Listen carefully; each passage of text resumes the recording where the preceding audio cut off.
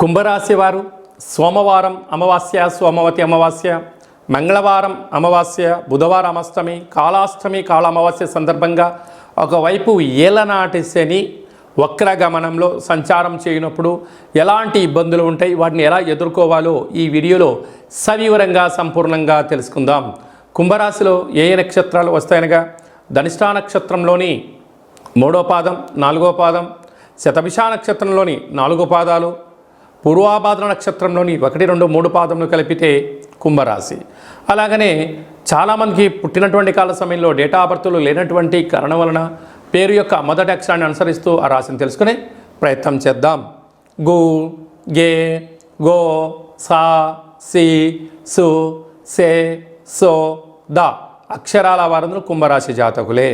కుంభరాశి వారికి ప్రస్తుత కాలమాన ప్రకారంగా రాశిలోనే మధ్యమ సంచార స్థితిలో శని భగవానుడు వక్రగమన సంచార స్థితి అవ్వడం, సోమవారం రోజు అమావాస్య మఖా నక్షత్రం అవ్వడం, మంగళవారం అమావాస్య పుబ్బా నక్షత్రం అవ్వడం, బుధవారం జ్యేష్ఠ నక్షత్రం అష్టమి అవ్వడం వలన వీలైనంత వరకు ఒక ఎర్రటి గుమ్మడికాయను కట్ చేసి సగ భాగాన్ని కట్ చేసుకొని ఇంట్లో బియ్యపిండి చేత అష్టదళ పద్మాన్ని, ఉప్పును, బియ్యాన్ని, తెల్లనివులను పోసి అందులో యొక్క కుష్మాండ దీపాన్ని ఏర్పాటు చేసుకొని యథాశక్తిగా కాలభైరవ అష్టకాన్ని, కాళభైరవ అష్టోత్తర మంత్రాన్ని చెప్పుకొని సంకల్పం చెప్పుకొని పెరుగన్నాన్ని, ఉల్లిపాయలతో కలిపినటువంటి పెరుగన్నాన్ని నైవేద్యంగా ఏర్పాటు చేసి వీలైతే మనకు తెలంగాణ సాంప్రదాయ ప్రకారంగా శాఖ వేయడం అంటారు, అంటే సురాపానాన్ని నైవేద్యంగా పెట్టి చాకలి వారిని పిలిచి దానం చేయడం వలన లేకుంటే దానం చేయించడం వలన శని యొక్క ప్రభావ సంచార స్థితి, పంచమ స్థానంలో ఉండబడినటువంటి కుజుడి యొక్క దోష సంచార స్థితి,